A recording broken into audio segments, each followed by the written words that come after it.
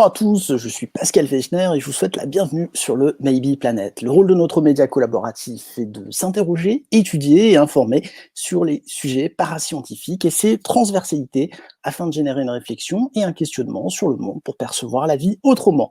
Alors, n'oubliez pas de mettre un petit pouce bleu, de vous abonner à la chaîne et de visiter notre page Tipeee.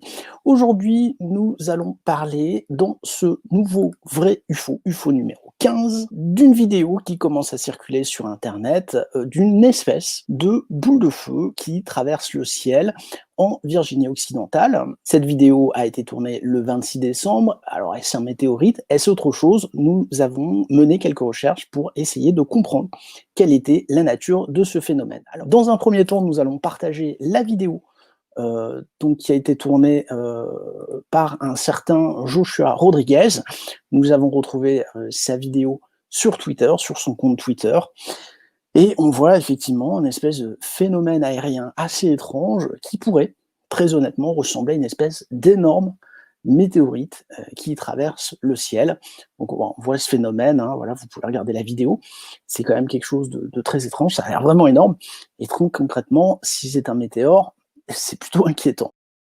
S'il s'agit d'un météorite, eh bien, le premier réflexe à avoir, bien sûr, c'est d'aller sur le site de l'IMO. Lorsqu'on regarde le site de l'International Meteor Organization, vous savez qu'on peut avoir le listing des événements majeurs, des fireballs, des météores qui ont traversé le ciel. Et là, on voit bien que le dernier événement ne date pas du 26, mais du 25, et qu'il était dans le ciel européen. Parce qu'on rappelle que la vidéo a été tournée en Virginie occidentale, donc pas du tout dans le ciel européen. Alors, si ce n'est pas un météore, qu'est-ce que ça peut être? Est-ce que ça peut être une traînée de condensation d'avions? Alors, ça peut paraître étonnant, mais nous sommes en Virginie occidentale, c'est-à-dire pas très loin de Pittsburgh, donc c'est une région américaine qui est très froide l'hiver, donc c'est vrai que quand on regarde bien la vidéo, on a l'impression quand même que le ciel est chargé d'humidité, donc peut-être de cristaux de glace. Ça, c'est un premier élément. D'autre part, pour pouvoir appuyer la thèse de la traînée de condensation, eh il faudrait à minima pouvoir identifier l'avion. Heureusement, nous avons quelques éléments de la part du preneur de vue, puisque Joshua Rodriguez a eu le bon réflexe de donner quelques informations, pas toutes hélas, mais enfin des informations qui permettent de travailler, puisqu'on a la date, le 26 décembre 2020, on a l'heure, 17h15, on a le lieu. Par contre, ce qui nous manque effectivement, c'est la direction de l'observation, mais j'ai quand même, avec Flight Radar, essayé de trouver, d'identifier un avion, et je pense que j'ai trouvé un candidat idéal. Alors vous savez qu'avec Flight Radar 24, vous pouvez observer le trafic aérien en direct, mais vous pouvez également, et même sans abonnement, remonter quelques jours auparavant. Attention quand même, il faut paramétrer l'heure, puisque nous sommes en UTC, concernant Flight Radar, donc dans la région de Pittsburgh, si on veut être à l'heure indiquée, à savoir 17h15, il faut que nous passions l'UTC à 22h, c'est ce que nous avons fait. Donc, quand on passe le playback de ce jour-là à cette heure-là, donc là, il est bien indiqué 17h, mais il est bien indiqué 22h, pardon, mais il est bien 17h au niveau de Pittsburgh. Alors, je vous le dis tout de suite, moi, c'est cet avion qui a attiré mon attention, et on va y revenir. Voilà, donc c'est le SWA 58, 1856. Voilà, donc là, on peut suivre sa trajectoire. Alors, on rappelle que le preneur de vue de ce qui nous a indiqué est à peu près par là. Hein, il est en dessous de Morgantown. Là, on voit bien que le soleil diminue. Alors, vous allez voir, c'est une donnée intéressante puisque le soleil, vous le savez, se couche à l'ouest. Et ça, c'est une donnée qui va être très intéressante et qui fait partie des critères qui m'ont fait retenir cet avion. Donc, il est 17h08 local, on va dire ça comme ça. Donc là, l'avion passe, regardez, il fait un virage, et ça, c'est intéressant aussi pour la vue que nous aurons plus tard.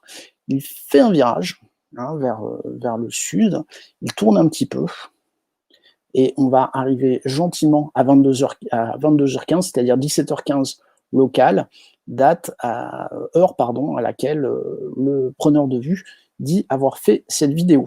Alors, ce qui va être intéressant dans cet avion, d'une part, il décolle de Pittsburgh.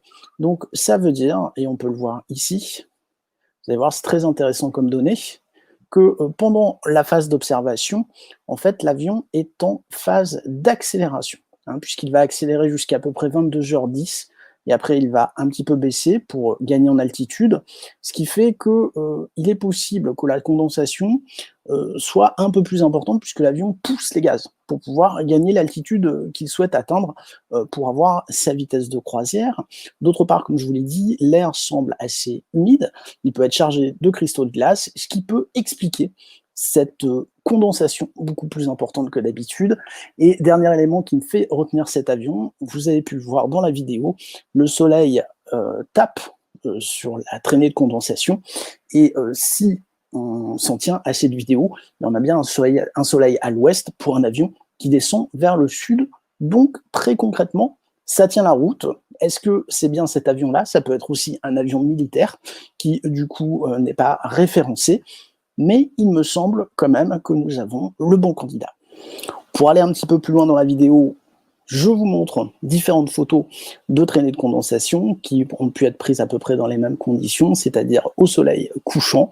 Voilà, on voit ces photos qui sont très jolies et qui peuvent ressembler effectivement à ce que nous voyons sur la vidéo.